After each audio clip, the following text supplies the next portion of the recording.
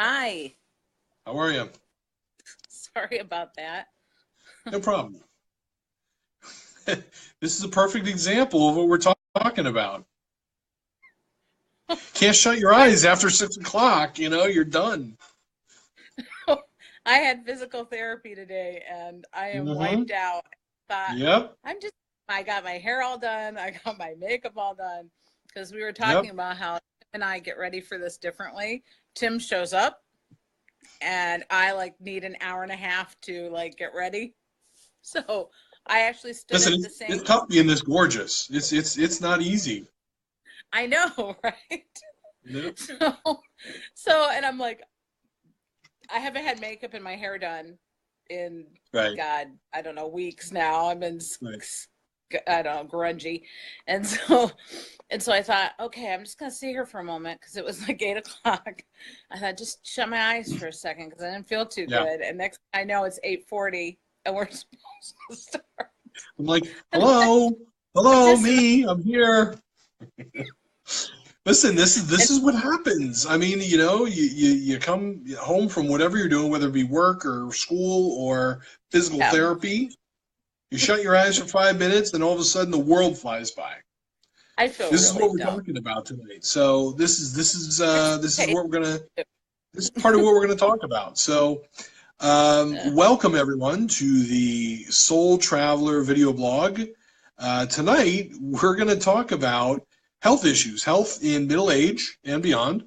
We're going to talk a little bit about genetics, eating healthy, exercise, recovery, things like that. So we really appreciate your input on this. If any of you have had, let's say, surgery or some kind of health issue in the last few years that kind of maybe overwhelmed you or, took you to a place where you didn't think you'd be, if there's some kind of situation that you feel that, was more challenging than in the past, we want to hear about it.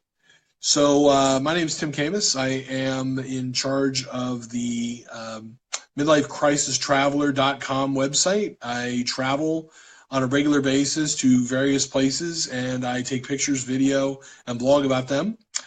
Um, and Kim, why don't you introduce yourself? I am the queen of the power nap gone You wrong. are. Yes. Yes. Anyhow, no, Kim. I run the Soul Sandwich Living Better Facebook page. You can find me there at Soul Sandwich Living Better. And I am trying to do right now some life coaching, some motivational work, and just trying to bring life experiences to people that I've had myself in order to help people. And that's something I've always wanted to do, was help others. So hence this show is kind of fun with Tim. So we're both kind of, well, I'm a little older than Tim. I'm certainly a little bit more decrepit than Tim, and I go to bed earlier than Tim. But thanks for being here, everybody. I just want to mention Debbie Stebbins. I miss and love you too.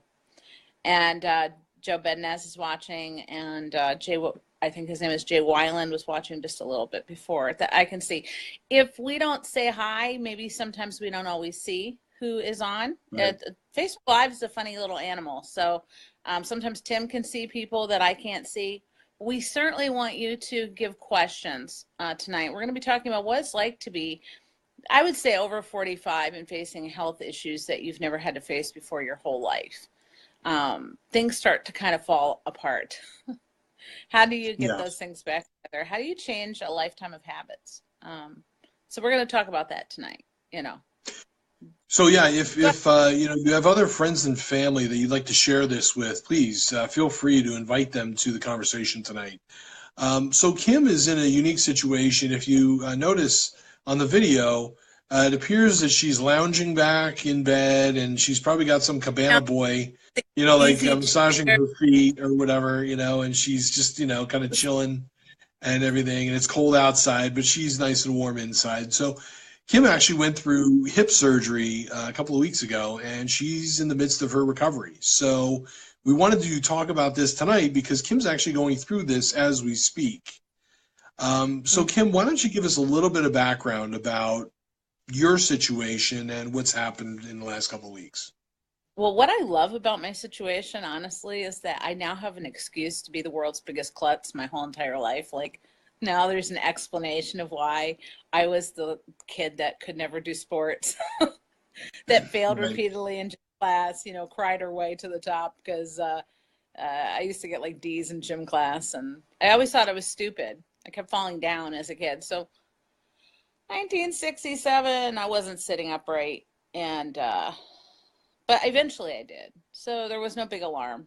Some kids are they would sit up a little bit later. Well, it turned out that I have degenerative hip disease, which means that my joints, so your joint is supposed to look like a round sphere.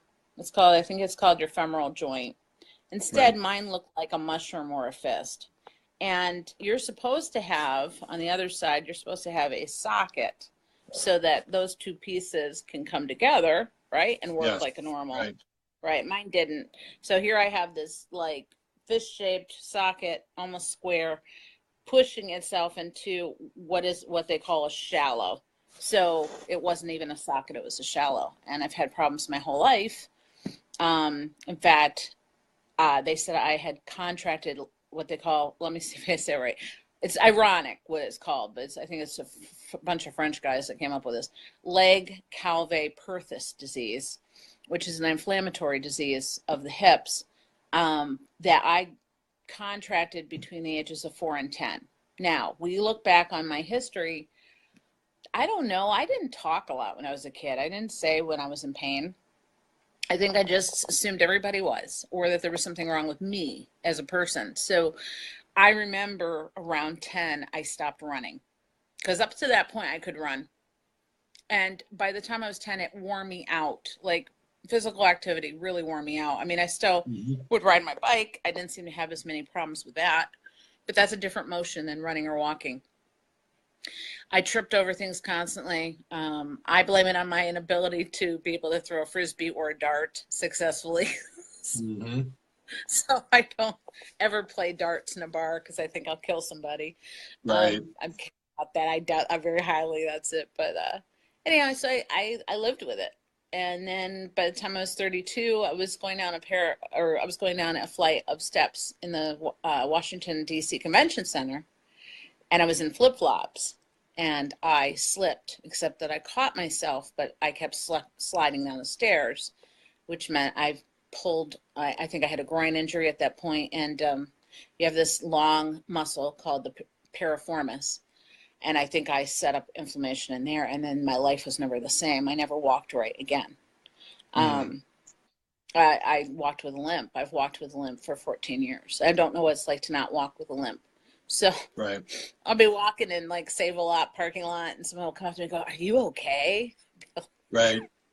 Be Well, then like, the other thing too is when "Yeah, you're limping, when you're compensating, that's going to have a bad effect on the joint too. So, yeah, not only did you have the bad joint, but now compensating for it, it's making it even worse. So, yeah." so So now you're in the yeah, situation where it got so bad that you had to have surgery. yeah. Finally, a doctor, and I would like to just a shout out to Cole Memorial Hospital, the amazing orthopedic unit there. They sat me down and said, "You got this humongous problem in both hips, by the way." So I have the left side that we have to deal with next, but they said, "You really, we need to do surgery. We need to replace it." And I will tell you, this recovery has not been about the joint itself. In fact, it feels like the difference between walking around with a Tonka truck inside of your body versus a feather. So the joint itself doesn't even hurt where they put the joint in. It's the fact they had Hmm. to cut through all this muscle through my lymphatic system also to be able to put the pieces in. And that's the part that's painful. It's my Right. leg. It's been a really rough recovery. So, but it's exhausting. And I Hmm. certainly didn't be here. But I could not help but think when I was in the hospital, Tim, about all the people who will never get out of the hospital, Sure. that will have to live at the hospital and go through what I went through just last week. And it gave me a new appreciation for people with chronic health issues that never will get better. And Right. I'm lucky I will get better. Although at the time you're going through it, you don't feel like you are. Right. Hope is hope is an important part of healing, I think. So that's it in a nutshell. I don't function properly because I wasn't born that way. He said my hip was like trying to put a square peg in a round hole. He says, except Right. your round hole, that socket wasn't even round. So, and I thought, well, that just described my whole life. Now, the interesting thing is, we're gonna talk a little bit about genetics, but for you did some investigating on this, wondering if this is something that ran in your family, and it really didn't. So maybe you were like the 1 in 1,000 or 1 in 1,000,000 or whatever in your family that would get something like this. It wasn't, something that your parents or anybody else had that you could really connect with. Right. No, nobody seems to have any other problems. My parents were incredible dancers, like the kind that you see on Facebook and somebody films. Like Mm-hmm. they were incredible, incredible dancers. My father and mother, and then here I am, this klutzy child that Right. can't dance. And I haven't danced well in years. I mean, I think I've tried. I kind of look like Elaine on Seinfeld, but I kind of think, what's it going to be like to actually walk and not get tired, stand for Mm-hmm. more than 10 minutes. This last year has been excruciating. So it was kind of like it was time to do it, and the door opened up Right. and I walked through it. So, but I think surgery is like this. It's like, it's a good thing that you don't know how bad it's going to be Mm-hmm. because you might not do it. It's kind of like being pregnant and having a baby. Sometimes it's good that we don't know those things. Because there would be no more species on the planet if Right. women knew how bad it was going to be. So Right. I don't know. I wasn't mentally prepared for it. I think that's the hardest part, being as dependent as I am right now. I Right. mean, Yeah, dependent, that's yeah. right? Yeah, I mean, you can't go anywhere, you can't do anything without someone else being around. And for someone who's, been in a situation where you could go where you want, when you want, how you want, that's all of a sudden a big life change to, be at the mercy of other people for the next couple of months. Well, I can't drive for at least another 2 weeks. I remember Right. being really angry when I heard about that. Like, my freedom was being taken away from me. I'm like, I can drive. What do they know? And then I got home from the hospital. I'm like, I don't want to drive. I can't even Right. barely get in the car. So, Right. because you really have to lay down the seat of the car and push it back as far as you can. And then you have to lay down while you get your legs in. And then you have to Mm-hmm. swing your legs together because you can't twist, you can't Right. bend. What is it? You can't twist, you can't bend, and you can't cross your legs. So that's called a twist, bend, cross leg precaution. That goes on for a year. So like Right. when I sleep, this is what I sleep in, because for me to sleep flat on my back it's excruciating. It's Right. really hard for me just to imagine you have to sleep flat on your back with a pillow wedged between your ankles so that you don't cross your legs, and you can't roll on either side or your stomach. Mm. It's maddening. It's really maddening. I don't know. Sure. Mentally, it's Sure. maddening. I think the mental aspect of what I cannot do right now is driving me driving me insane. Well, Like again, staying awake. right. It's your it's limiting your independence. So that's a huge, and we see this a lot with elderly people. When you got to take the keys away and tell them they can't drive anymore. That's a big, Yeah. huge change in life that a lot of them aren't ready to give up.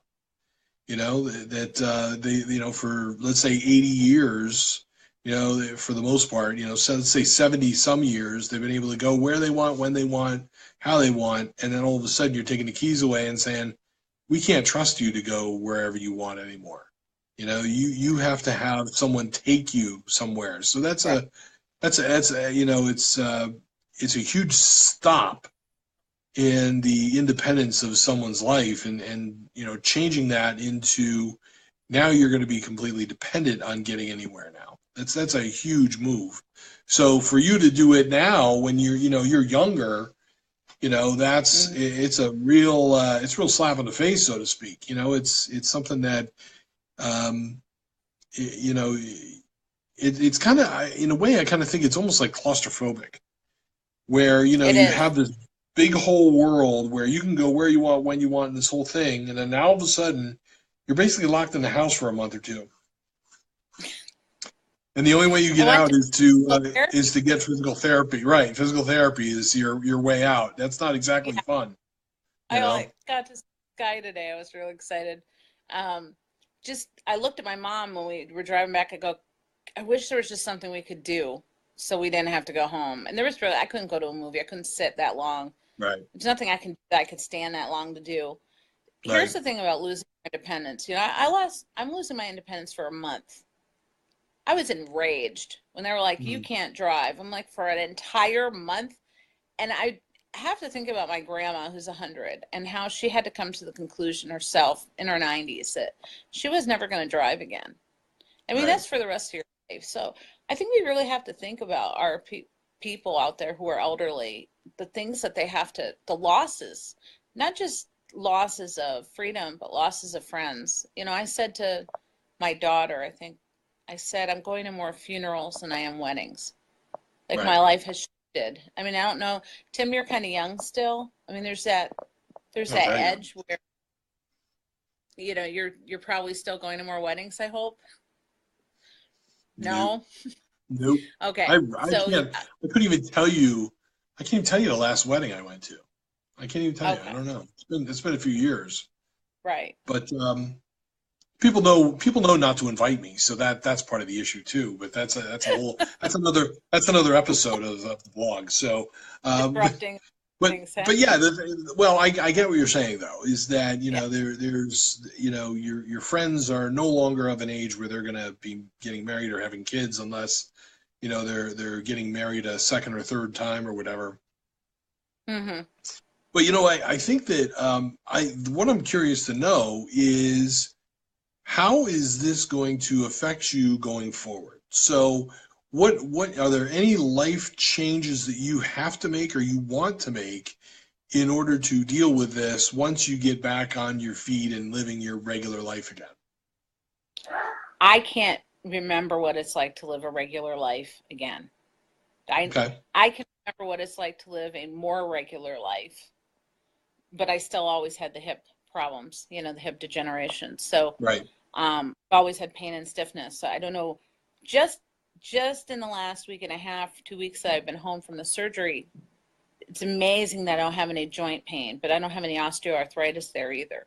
All Right. those parts. I mean, it's pretty gruesome. If you ever Right. want to discuss yourself, go on Facebook and watch a hip replacement. It's really I had Right. I had the posterior kind, which is probably more painful than the anterior. But my doctor just did posterior, and I said, let's just go for it. I have such an ugly, long scar, Tim. I look like I've been initiated into a motorcycle gang. There you go. Hey, That's what I listen, just tell that's a people. once in a lifetime thing. Be proud, you know? It's so So, ugly. Like there's 40 staples. I also want to bring other people into this too. I know Jeff Zuckerman and we were talking about this about a week ago, and both of Yeah. us have had some health changes in the last few years.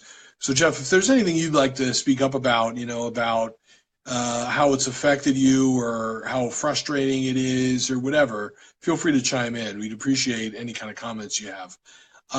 So, you know, I would say, well, I've had a couple of things crop up in the last few years, but I'm actually working on some of that now. But I would say my biggest health issue in the last 10, 12 years or so was about, let's see, 2005. So it was like 12 years ago. I was in a major car accident. Oh And I was in my. an accident where literally I should have died in the car accident. So the only thing that really Wow. saved me was just covering my head and making sure that, I got myself, because the guy basically T-boned me going about 45 miles an hour. And basically Mhm. what I did is I used to work with people who had head injuries, and I always thought to myself, if anything like that ever happens, always protect your head. So Right. I have a big fat head. And so what I did is I put my arms around my head and I moved as far right as I could in the car. And although that actually ended up hurting my back more, if you break your brain, they can't really fix that. Right. So it's really important that you protect your head in those kinds of situations. And Hmm. so I sacrificed my body more to protect my head. And I'm glad I did that because I only have so many brain cells that are going to be there. And, you know, there's already enough of them malfunctioning. So you always need to protect your head. Now, what ended up happening is I had a broken collarbone. I had a partially collapsed lung. I basically sprained every ligament in my back, and I had a Wow. concussion. So I was in the hospital for 5 days. They kept trying to send me home, and I basically I became a squatter in the hospital. I wouldn't leave because I couldn't even get up on my own. I couldn't move Oh, on my own. I basically told them, I said, look, I know you guys want to get rid of me, but if you if I go home and sit on the couch and the house catches on fire, I can't get out. I can't move. right, So right. what really frustrated me was the fact that it took me so long to recover. And that's one of the things that you're talking about. And we can also, you know, when we get sick, when we're older, we don't recover as fast like we used to. You know, if you go out and have a few too many drinks one night, you know, you don't recover the next day like you used to. It takes a couple days for you to feel 100% again. So that's one of the big things that, you know, you're talking about and that I hear from older people is that when they do have health issues, it takes them longer to recover. And It so does. that can lead to a lot of frustration, a lot of anger issues, you know, things like that. A lot of emotional problems that crop up from people being laid up due to various health issues. So I think it's really important that you know you and everybody else that you stay patient with yourself. Give yourself time to heal. I was actually lucky. I mean, you know they told me to go to physical therapy, but the hospital had so screwed up my care when I was in there for 5 days, I didn't even trust them to do Oh, the physical therapy at that point. That's how bad yeah. it was. So I decided I was going to basically do my own physical therapy. I walked every day for probably about 5 days a week. I walked about 5 days a week, anywhere from a half hour to an hour, and I would just get used to, you know, working the range of motion for my body. Everything from my Right, shoulders, my arms, my legs, my hips, my waist, everything. I was just trying to get myself moving again, you know, and right, it took me about 4 or 5 months before I really felt back to 100% again, before, you know, I could right. work out, before I could, you know, sleep through the night without any pain or, you know, just all these, you know, little things that contribute to you not feeling 100%. So hopefully you won't take a whole lot of time to recover, but you need to be Well, patient with yourself and not you know yes it's that, good to push yourself. Physical therapy will do that. They will push you, yeah, but it's also important for you to also accept that look, my body's only going to recover so fast, you know, and give right. yourself a chance that way. So that's really important to remember. You had said, what do I think will change? I think everything is going to Mhm. change. I think part of my weight problem, which I know people go, oh, you don't have a weight problem, Kim, but I do. I do have a weight problem. I do carry it pretty well, but that doesn't mean I don't have a weight problem. You know, Right. some of the most honest doctors I've had have said you're in that obese area, which makes me cry, but because I can never move enough. All right. So Right. my stepfather, Jerry Stauffer, I'm sure lots of people know him.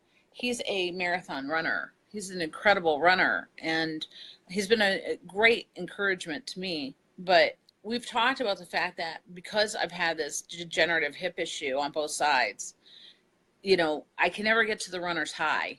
Hi, Tina Marie. I just want to say hi. And Craig Palutro's watching too, but and Mike Sage was watching. I don't know if he's still out there, but anyhow, I can never get to the runner's high because I can never exercise that much without Right. pain. So here's the thing, you know, when you have when something is pleasurable, you're more willing to do it again, right? And I really believe that the reason that I have hated exercise so much is because I get no pleasure out of it. It's just Right. pain all the time. So the only thing that I was able to do as far as exercise is I could swim because that's, you know, it's not weight bearing, and I would get on the bike at the Y, but I could never get to the point where it was like, oh, that was a great workout. You know, those people. Right. I think that as I do my PT exercises, which are hard for me to do because a disciplined mind is really what it takes to recover from something like this. You cannot go, well, I'll just do that tomorrow. You have to at least do it today. Right. and commit to yourself that this is going to hurt like hell, but I'm going to do it. There's this one exercise I have to do where I lay on my back. I pull my left leg up, which is the good side of my hip. Well, good side being, you know, tentative. And then the part that where they cut through the muscle, I have to lift that up straight. Mm-hmm. Okay. That is I yell through that whole episode. I can do the other Right. ones, but I dread that one. So I think that as I get stronger, which I'm getting stronger every single day, believe me, I could have not done this video last week at all. No, It you would have couldn't. been no, No. there's no way. No, you were. Um, Yeah, you were. Amazed. I see myself engaging probably in more activities which will help my weight go down. And I think I eat like a thin person. I have said that from the beginning. Like last night, I had steak and I had some green beans and I had half portions. I kept the rest for lunch. And that's how I eat. But the weight never seemed to come off. And I Mm-hmm. truly, truly believe it's just because I can't move like other people. Right. Once I start to move, which I'm hoping. But see, at the point where I'm going to start to recover from this right side, then I'm going to be going in for the left side. And here we go again. Craig Palutro wrote, "Hi, Kim. Things will get better. Stay strong." I hope so. Thank you, Craig. Because then I have to go in for the left. I think when I'm really going to feel different is probably June or July of this year. But Mm-hmm. they say even after that, you have to continue your PT. You have to continue upping your game all the time. Well, Yeah. I'm not a physical, I've never been a physical person. So there's people who live in their heads and people who live in their bodies. I've never lived in my body because my body has been painful. I've Right. lived up here.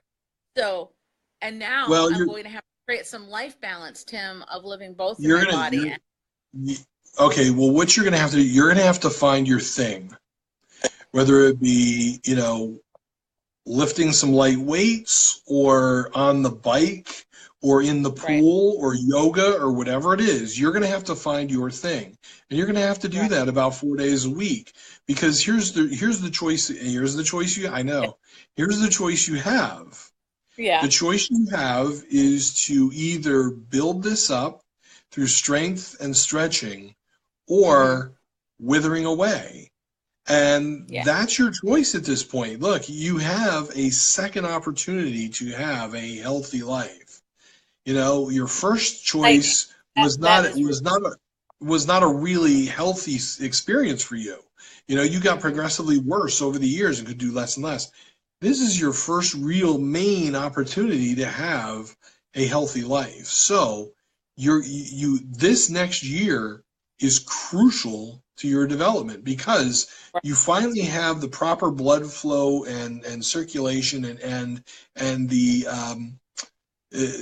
opportunity to build those muscles around everything that's been rebuilt. Your first year is the most crucial year. So Right. you're going to have to take advantage of that. You're going to really, even if you don't like doing it, it's really important Right. that first year, because, like they talk about with scar tissue, scar tissue builds up. If you don't move it, you lose it. And so it's Yeah. really going to be important for you to spend this next year figuring out what's going to work for you. Because, look, you're going to have to do stuff that you enjoy. You're going to have to get some kind of enjoyment, and maybe that's walking around somewhere, or maybe it's, what I used to do is I used to just put some music on and I would go walking, and you know what? I'd walk up a parking garage.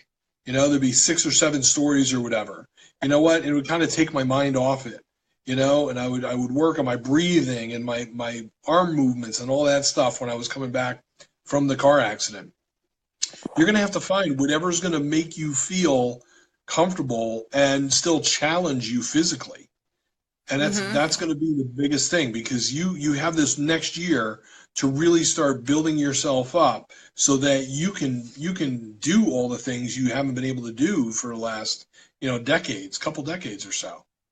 So it's Yeah, I it's think really important. that's really exciting, and at the same time, it's like it's not it's a mental thing where I have to actually literally go, okay, this is what we're doing today. This is what we're Yeah, doing the next day. This is the kind of exercises I'm going to have to do for a long right, time, the rest of my life. This is right. the life change, right? This is a second chance. I will tell you, I have such a great support system, Tim. I don't. It's not that I don't think I could do this by myself, because I'm a pretty strong-willed person. And, you know, when you got to get something done, you do it, whether you have support or not, right? But Yep. I'll tell you, I would never want anybody to go through this without a great support system. When I was at the seminar, it's called Joint Education. I went home that day, I almost had a nervous breakdown. It was because I had kind of like kept those questions out of my head about everything just so I could cope.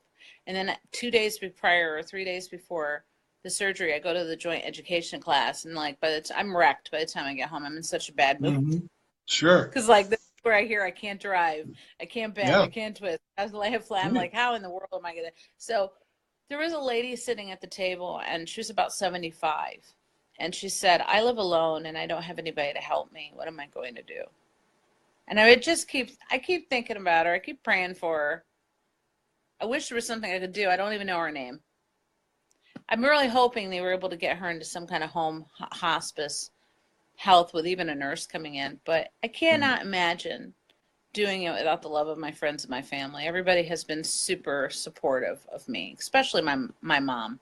She's just, and you know, been incredible. She's been the one that's been taking care of me over here. And, you know, just the phone calls from my father and my children, and just really encouraged me. I remember one night I had such bad pain, and my dad kept me up laughing like all night long, like for 3 hours. Right. He just kept me laughing, Right. got me through until I could take my next pain pill. But I I don't know how people do this by themselves. Christy Monroe Kakuza says, it can be discouraging how slow you feel you are progressing. Oh, yes. Accepting more than you can give, but all will, and unfortunately, I can't read the rest. Yep. All will get better. All will get better. Yeah, thank you. Christy is one of my friends, a really big support system to me. So you have to have that kind of support system. And if you don't have people in your life to give that to you, you have to create some kind of internal dialogue support system with yourself that says, I'm going to make it through this. I'm going to live. This is going to get better for me. This is, you know, it's just like when I go up the stairs. I'll tell you, there's studies done on muscle kinesthesia where it's about what you tell yourself. So when I go up the stairs, I have to put what they call put your good leg up, bad leg down. Right. I've had to work that in my head. So when I go downstairs, I don't say bad leg down. I say to myself, strong leg down, strong leg down. And that's the one that's compromised.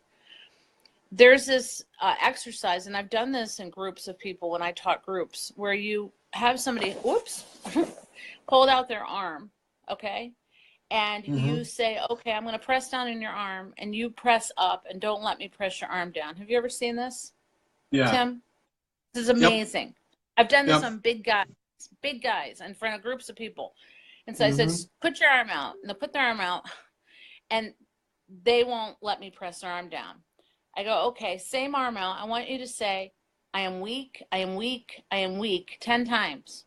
They will say, I am weak 10 times. I mean, these dudes are, 300 pounds, 6'4". Right. And I go, okay, now stick your arm out. I'm going to press it down. Don't let me press it down. I will be able to press their arm all the way down. Right. And then they laugh nervously, right? Because they're like, this can't even be happening to me. Right. I go, okay, stick your arm out again. Say, I'm strong, I'm strong. I make them say it out loud, very forcefully, and then I can't push that arm down. Your muscles will respond to what you believe.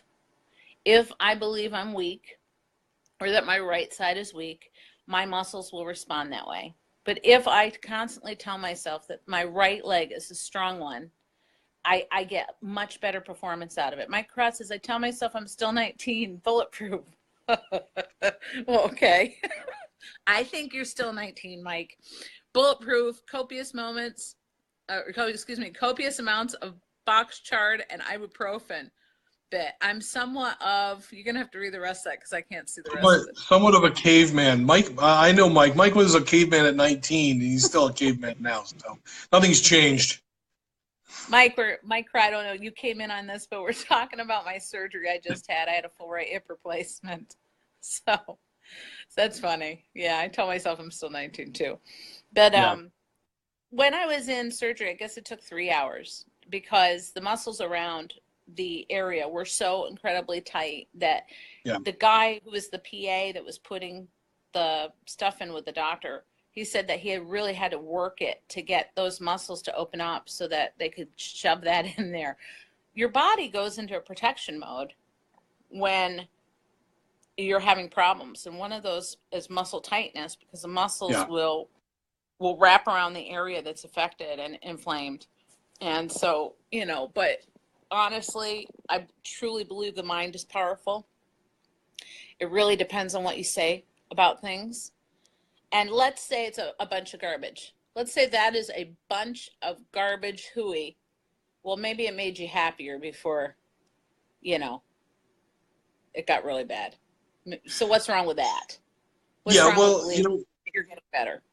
yeah, the thing with the muscle tightness and everything, and what I used to go see a chiropractor, and years ago, and I talked to a friend of mine who did some yoga. He teaches yoga and stuff like that, and so I'd mentioned to him, I said, is yoga something that could help me, because I was having some like lower back issues and stuff like that, Right. and he said, yeah, you should check out this place where I used to teach. They have all different kinds of classes. So I looked at their schedule, and it had a description of all the classes. So I took a class that was one of the beginner classes, Right. and it's called Yin Yoga. And what it does is you hold a pose for anywhere from 2 to 5 minutes. And when you do that, it's a deep stretch, and it also helps strengthen the muscles as well. And so, especially like, I've had desk jobs for the last 20 years. So when you Right. sit down all day in the same position for, hours and hours at a time, those certain muscles, like around the hips, especially lower back, and your hamstrings will get really tight. And, my chiropractor at the time had told me, he said, yeah, a lot of people think they have lower back problems, but it's not the lower back. It's the fact that their hamstrings and their hips, those muscles are so tight in there that they put Yeah. stress on the lower back. So that's why it's important to stretch those muscles. Well, I started taking yoga, and all the different stretching that I learned in that, it actually helped my lower back, and I didn't have to go to the chiropractor anymore. So it's Oh, it's one of these things. Yeah, it's one of these things where if you can move your body in certain ways, you can reduce the stress on your muscles, your joints, all these different fibers, and pressure areas that end up having a lot of stress put on them, because we do things a certain way and we don't get out of our schedule that much. We right. don't challenge our bodies in different ways, and that's why a lot of people like CrossFit, because it's always challenging your body in different ways. It's not the same old exercises every single time you go to the gym. And it's really important that we do, Yeah. like a lot of stretching. Like you should, definitely when you get to that point, you should be doing a lot of stretching to keep, those muscles around your midsection and your hips really loose, because stress is going to tighten them all up again, because that's what they know, you Yes. know? Stress will tighten up muscles. That's the automatic body's protection mode, just like turtling. You know what I mean? Yep. Either emotionally or physically. Jean Darby had a stroke. I think in the last year, right, Jean? She writes, when I had my stroke, the lady who did my heart ultrasound said not to refer to my paralyzed side as my. You're gonna have to read the other part, I Tim. I can't see it. I can't see that. Let me see Oh, if I can pull it sorry. up. Hold on. Let me see if I can pull it up on my computer here. Hey, Chad Stats is watching. I haven't seen Chad in years. Chad, how are you doing? We're talking about Yeah, Chad. We're talking about my recent right hip replacement. So I this has been can't a long see time. that comment for some reason. So No, sorry about that. it must No. say said not to refer to my paralyzed side as my bad side. I'm going to fill in the blank. Yeah, you Here can't. it is. Here it is. I found it. Let's see. Don't refer to your bad side, because the body definitely responds to what you tell it. Then she says, "You look fantastic, Kim." Thank you. Thank you. Hey, Chad Stats. He says, hi, Kimbo. One of the things, Gene, I Chad, don't late. know if you can respond to this, but Gene, did they make you do any crawling on the floor? I read an article many years ago, probably about 10 years ago, where for certain stroke victims, they would have them crawl on the floor, because when you crawl, you move, let's say, your right arm and your left leg at the same time. So it works both sides of the brain simultaneously. Did they have you Mm-hmm. do anything like that when you were doing any kind of rehab? Christy says, it's amazing how everything is connected. Like the song, the hip bone is connected to the leg bone. Right. Yeah, I was thinking that in the hospital, believe me, because that was, yeah, everything hurts. Everything hurts. Yeah. I feel like, like I said, because, and here's the other thing about, she goes, I did some yoga and danced, LOL. Jean Okay. did. So no crawling on the floor, but she did dance and did some yoga. Well, I yoga. can do it, but I'm not sure how much I can do with the bending. I can't bend past 90 degrees right now. I Right. can't Right. twist, right? Even after I'm going to be on hip precautions. So Yeah, it's going to take you a I while. I have no idea what I'm going to be able to do, what I'm not Right. going to be able to do. But back to what you were saying, yeah, this is a second chance for me. I feel really grateful that I have this second chance. I mean, it could be worse, right? Like I was thinking of, it was funny when I got there, the nurse says, so you're here for your knee? No. No, I'm here to get my No, right hip implant. I'm here for brain surgery. So like I was having dreams of like I wake up and I'd have no leg, like they did it wrong. Right. They did the other Right. side instead. So when she came in and Right. said, are we doing your knee? And said, no, we're doing my hip. Then the Right. doctor comes, signed you. He literally signs your leg with a marker to make Right. sure that you're on the right It's the right side. one. So Yeah. God. Yeah. So he came in and he gave me his autograph. I think I still have it. See what? Yeah. I could never be in that situation. They could never allow me to be in that situation. I'd come with like a prosthetic leg and say, "Kim, we got your leg here, your new leg." Then, like after the surgery, you'd be waking up and I'd be like, "Hey, we got your new leg here." Well, they said we're going to give you a shot in the spine to give you Right. to make it so that you're paralyzed from the waist down. I said, well, I sure hope you give me some of that relaxation crap before you plan. Oh, don't worry.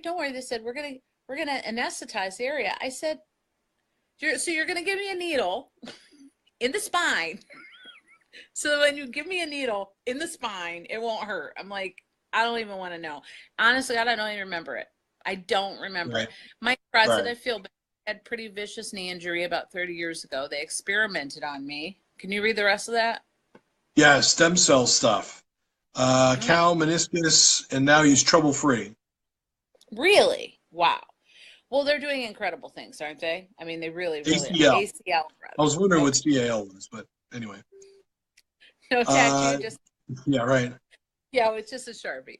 Just a Sharpie. But Mike, do you have any further issues with the knee, or are you 100% no problems? And also, what about your rehab? Did you do a lot of physical therapy and everything back then? Did you have to wear a brace for a long period of time? If you could give us some guidance on that. I know none. Wow. That's amazing. That's amazing. Who knows what they do, Mike?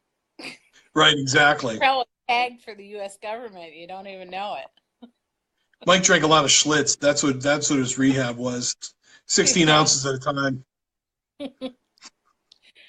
I would also like just to point out that I have looked like a scag for weeks, and this is the first day that my hair is really looking good. Yeah. So Mike says it took 2 surgeries because he didn't listen. So they had to go back in a second time. What didn't he listen to? The exercising or? Hi, Stephen Claus. Mike, you want to come on camera? We can bring you up. Are you pretty? Oh my God, are you as pretty as Kim and I tonight? I know, right? I had to work hard to get like this. Mike Crott said it was Goebbels. Ask Mike if he wants to come on the camera. Mike, let us know. Come on, Mike. I'm going to send him an invite. Stay off the leg. What? I can't stay off the leg, Mike. They're making me stand on it. Oh, he was saying, he's going to pass. He should come on. Anyhow, no, he didn't stay off his leg like they told him to. That's what he said. Oh, okay. You have to listen to your doctor, which I'm not good at that. I'm not a good patient. I'm terrible. I'm like, no, I'll do it my way. And then I goof up. So I've committed to myself to do it their way. which is super Right. hard for me because I really want to jump in my car right now and go down to Tim Hortons and get myself a coffee. I can't even do that. It just drives me crazy. So Went did to you work take the any time off, or you just kept working every day on it, Mike? he kept working. Went to work the Oh my next day. God. Yeah. I don't know how he went to work the next day. I wasn't going anywhere the next day. Yeah. I will tell you that having good nurses really makes or breaks you in the hospital Sure. mentally because you are really out of it. You're really dependent on those people. I mean, I'm not being weird, but you have to get naked in front of those people. People you don't know. I'm not good with that. It's going to the Everybody's got bathroom it. and Well, yeah. a lot of your inhibitions and your defenses get torn down almost immediately because I couldn't even go to the bathroom by myself. Somebody Right. had to be in there because I was Right. such a fall and I was doing so poorly when I came out. Um, and the meds weren't, the morphine actually wasn't working, which is amazing to me. That didn't work. When they put me on something else, that really helped. So Right. that was a changer. Um, but a hip versus a knee, different deals. Actually, you're absolutely right, Mike. Knees Yeah. are much harder to replace and recover from than hips. Now, you tell me why. I don't know. But No, you can I've you never. can but you can get around a lot easier with a knee. They say knees are brutal. They say that the I don't know. I've recovery had time. family members do both, and it was like the knee, they can put a brace on it and immobilize it to a certain extent, but and you could still drive with a knee replacement. I mean, if you were, I doubt it because you have to bend. You have to think about it. If you let's say maybe your left side you could, but anything on the right side you're pushing down on gas and brake. You have no, to but be if it able to. was your left, what is your left knee? I don't know. Maybe you can get in the car, but you still have to get comfortable in the seat, and that's part of the problem. I can't. Like I said, I can't drive. I can't leave the house when I want to go leave the house, which makes me nuts because I'm always gone. This has been really weird. Right. Um, I'm still trying to do a job. I do marketing for a nonprofit. So there's certain hours a day I can do that I'm at my best. I know not to do things in the evening. Hmm. I have to really pace myself, and that's been the biggest challenge for me is being patient and knowing that I'm going through this all over again in April. Yeah.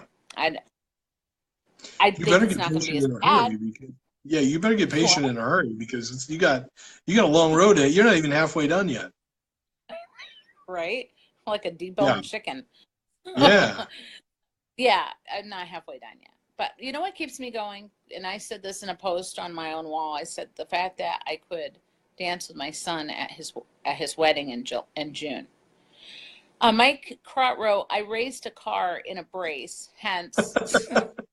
Okay, so Mike is the poster child for what not to do after surgery. Yeah, Okay, exactly. hence second surgery, bionic, completely lost his Bayani, shit. that Oh, I'm sorry, the Bionic doctor, completely lost. Bayani.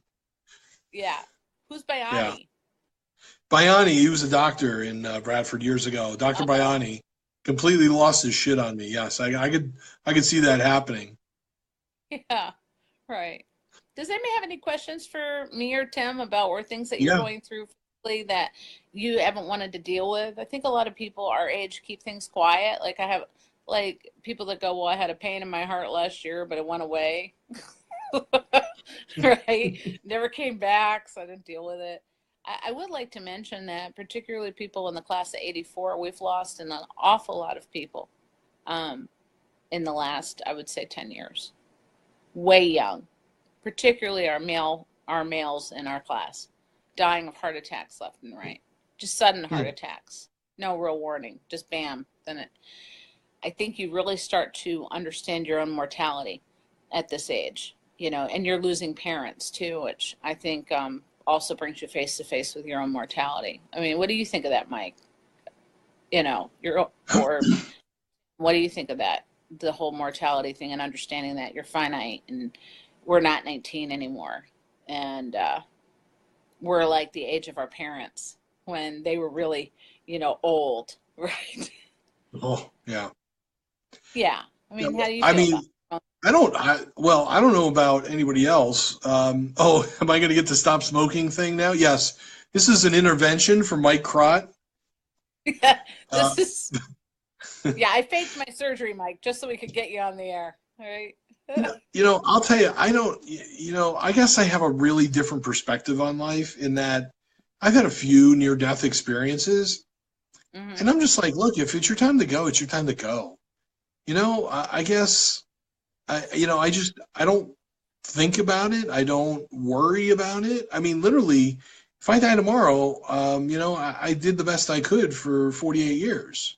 If it's 10 years from now, and it's 10 years from now. I mean, I think, yeah, I mean, look, I can eat better, I can exercise more, I can try to do whatever I can to give myself a better chance to live a longer life.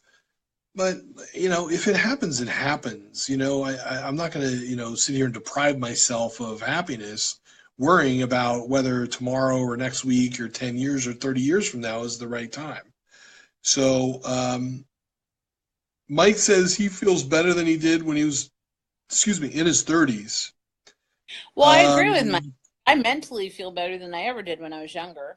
I mean, really good, emotionally, spiritually, psychologically. I think I'm 10 times better than I was in my 30s. You can read that one that he just wrote. Go ahead. I don't see another one. Hold on, let me see. Camus, those near death things will slow down if you stop annoying your significant other. No, no, no, no, no, no. I'm a free bird. I'm a free bird, man. I don't. I am not. I piss off everybody else. So, but I just, it's just. I think it's just a mindset of, what, if you're gonna really worry about things like that, you're gonna drive yourself Hmm. nuts. So I just, whatever happens, happens. And, I try to, I struggle to eat the right things. I mean, I love food. I don't think you could find someone who loves food more than I do. I mean, I love everything from, the other night I treated myself to a dinner at a really nice fish restaurant of sea bass, and which I love.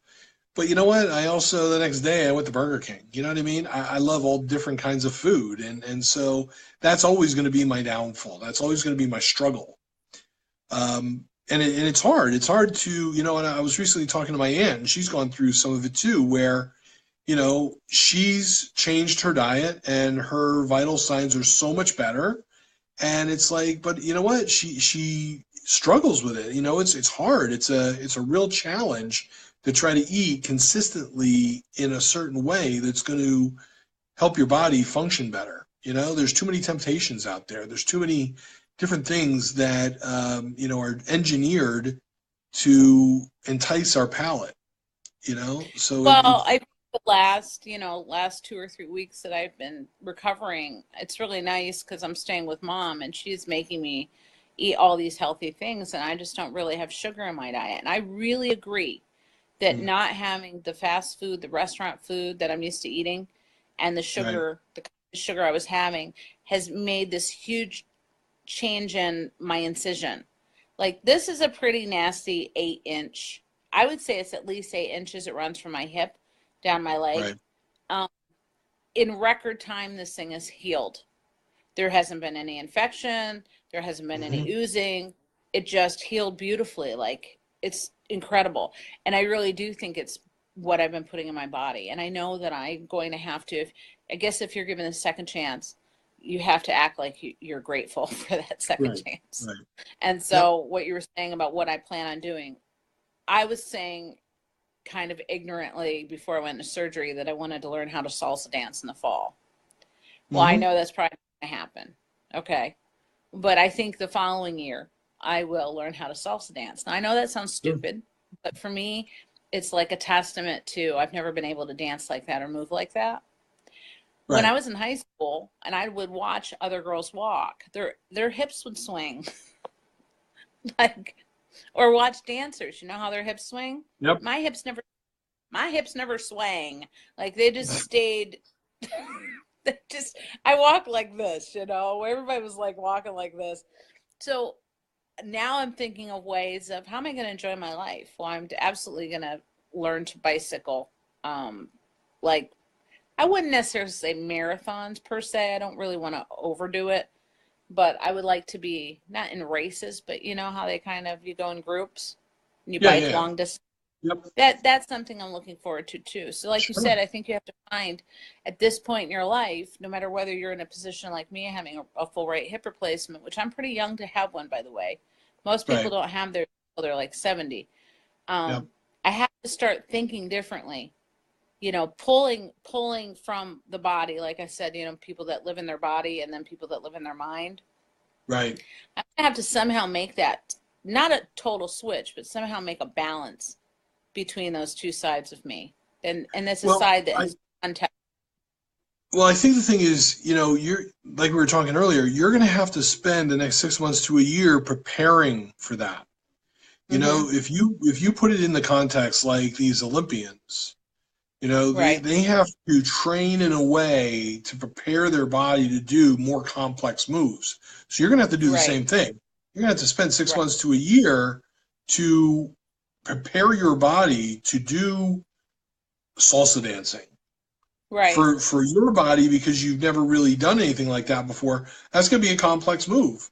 So first, what you're going to have to do is build up the muscles to the point where they can start doing steps, different, you know, footsteps and footwork that will enable you to do the salsa dancing stuff. So you got to go in you know, in steps, literally in steps to get the right steps. So I have to have do big you, goals. Though. I don't know about you, but I have to have no, big goals. you should. Yeah, you should. Right.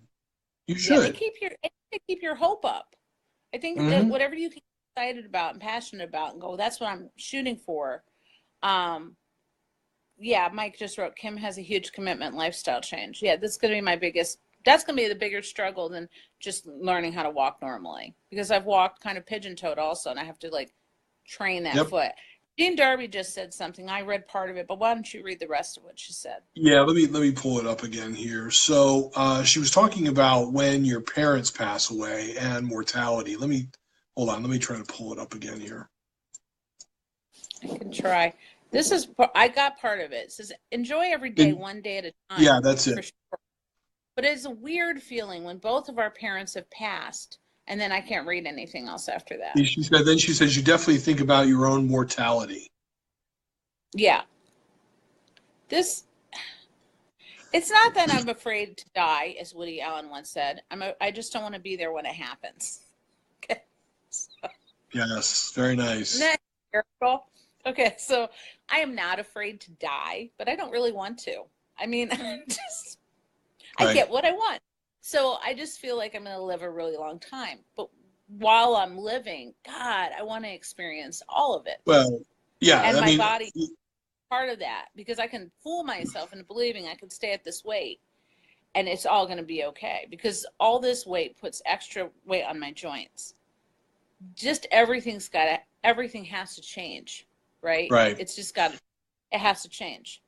Well, the other thing too is, you know, like you're talking about quality of life. So sometimes people will talk about, oh, I want to live as long as I can. I want to live till I'm 90 or 100 or whatever. And I'm like, yeah, but hold on a second. What if the last 10 years of your life you're stuck in a bed and somebody's, you know, literally taking care of you every God. day? Like you can't go out on your own. You can't cook on your Yeah. own. You can't, you know, like you're totally dependent. God, I would never Right. want that. I would off myself before that. I would not live like that. Yeah, just even being dependent in the hospital made me, like I said in the beginning of the show, made me think about all those people that have to do this every single day. Have somebody watch them go to the bathroom every single day. Right. Every time they have to get out of bed, somebody's got to come in and make sure they don't fall down. And how disgusted you get, you know, how you just go, you know, I'm just going to do this on my own. And this is where accidents happen, you know, that feeling. That's why mom and dad continually do things as they get older that you get frustrated with and go, why are you doing that? You could hurt yourself. It's trying to not let go of who you are as a person Yeah. or your power. You know, it's like being disempowered. That has been a very good experience for me.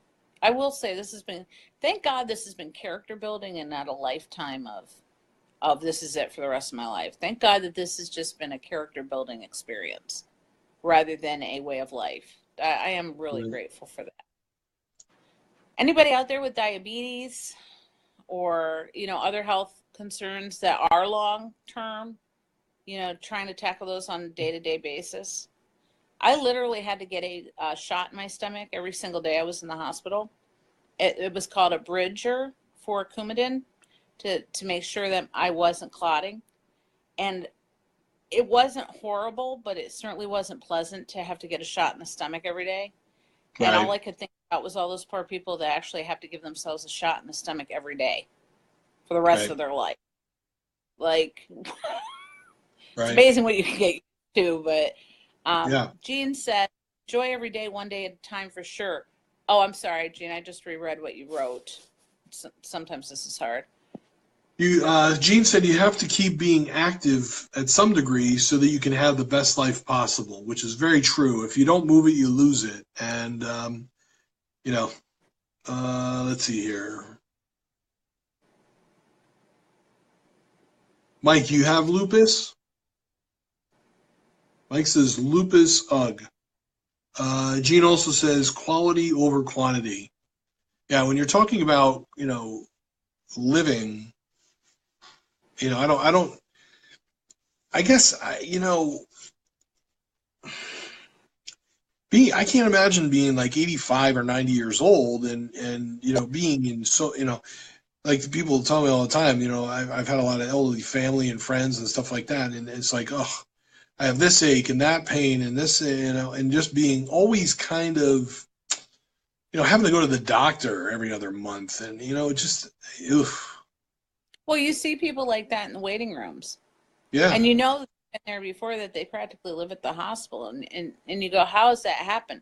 Well, that happens I think that happens every moment that you make choices about your life. And I don't think that's always true. I think people can, wind up in a car accident like yourself, never had a health problem. Suddenly they have, not that you had brain injuries, but let's say somebody has a brain, or just out of the blue, somebody has a stroke. But I think a lot of times my choices have not always been healthy ones. And I think, could I have prevented my hip disease? And I'm like, no, you couldn't have prevented it. I was thinking about this earlier. But boy, maybe I could have waited till I was 60 or 70 to get this hip replacement had I really taken care of my body. But I didn't. I ate what I wanted. I did what I wanted. I didn't exercise when I could have, when I was able to. Or if I did it for like a couple months and then I would slack off. No discipline in my life. So I think I am exactly where I'm supposed to be right now because I didn't do those things daily on a daily choice to be better. I don't think I would have avoided this surgery, but I think I probably could have staved it off.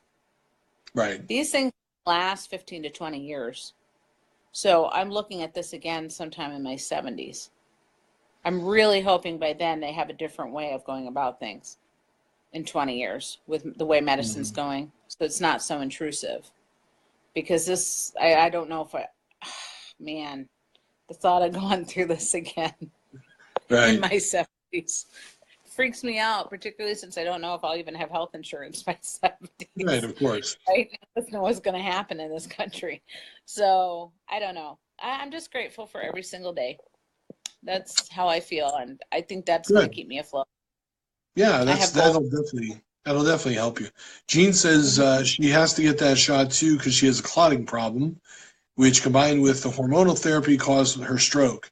She also has high blood pressure, but that's controlled with meds and diet and exercise. So Jean, do you have that every day now? I wonder if she has to do it. Is that what she's saying is happening now? It's my understanding, once you're on anti-clotting medication, you have to continue taking that. Now, that could be in pill form or whatever. That could be, it's Wayfarin or Coumadin, and I have to take it for another 2 weeks. Right. Oh, okay. Yeah, so I'm on that. So I have to get my blood drawn now twice a week to see what my Coumadin levels are, which since I've been back from the hospital, they've either been too high or too low. They can't seem to get a proper dosage on me. I have to avoid or have very little vitamin K foods, which would be the very things that would help heal me. But at the same time, those are the things that could really hurt me with Right. blood clot. So that's kind of, it's a precarious position to be in at this point. Right.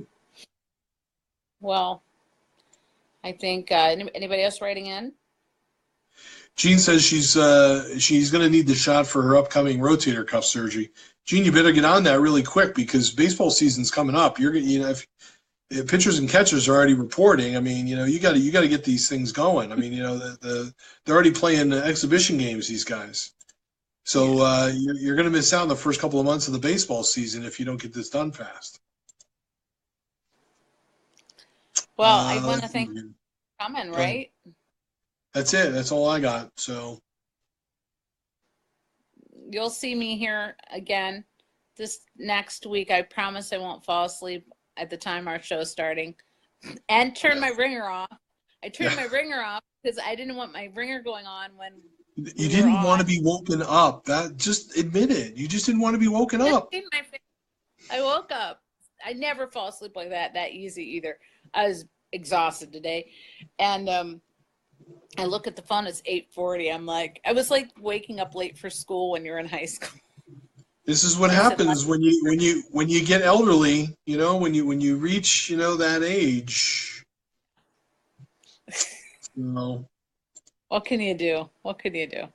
So thanks everybody for being on the show. I really appreciate it. And I stay tuned for next week. We will be on at 8:30. I will set alarms all over the house and try to keep myself in an upright position. You guys, Mike's saying elderly. Yeah, you guys already are members of AARP, right? No, I am not. I refuse. No? Well, you've gotten the invitation in the mail. I did, and I ripped it up and I threw it away in anger. I was like, I'm not doing it. I'm going to move. Once I turn 50, I'm going to move every 3 months so they can never catch up to me. That's right. That's not a magazine. That's a way of life. That's what I told my mom the other day. I'm like, I'm not doing that. So thanks everybody for visiting us at Soul Traveler. We're going to post this video so that you can watch this again. If you have any questions or comments or any topics that you would like to see us cover, we'd be glad to do that. And thanks for your continued support for Tim and I in the Soul Traveler blog.